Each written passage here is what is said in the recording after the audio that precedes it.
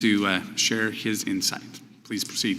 Thank you very much, Mr. Chairman and Ranking Member Thompson. As a member of the China Select Committee, it's become clear that strategic competition with China is one of the defining issues of the 118th Congress.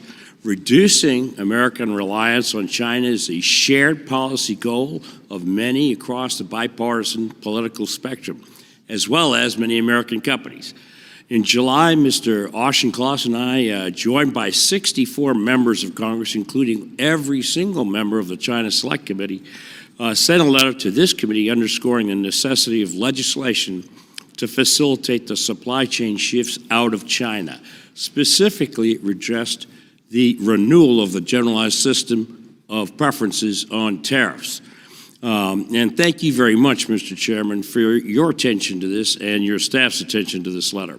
The GSP is one of America's oldest and largest trade agreements.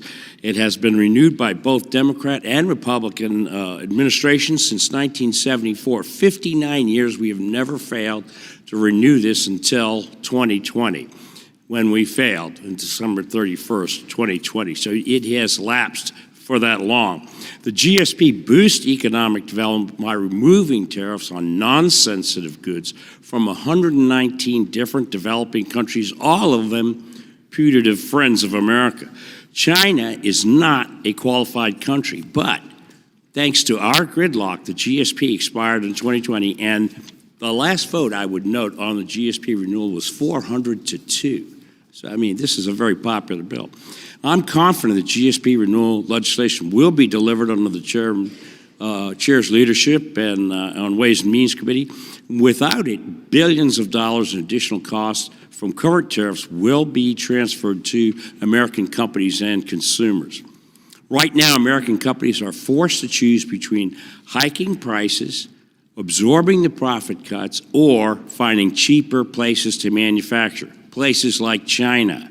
Our failure to renew this GSP moves international manufacturing to China. In addition, China exploits U.S. trade laws, gaming our de minimis system. With a tax and duty-free threshold for all imports set at $800, China plays trade games at our expense. I'm proud to co-lead H.R. 4148, the Import Security and Fairness Act, with Mr. Blumenauer of this committee. This bill would have the effect of removing Russia and China from receiving de minimis benefits. Why do communist and authoritarian countries who seek to undermine the United States get a non-reciprocal trade subsidy? At the same time, some United States businesses and workers struggle to make ends meet in today's economy. The CCP and Russian exporters receive American charity that they do not deserve. I encourage my colleagues on this committee and throughout Congress to support the Import Security and Fairness Act, and please put an end to this. I'm confident we can do that. With that, Mr. Chairman, I yield back.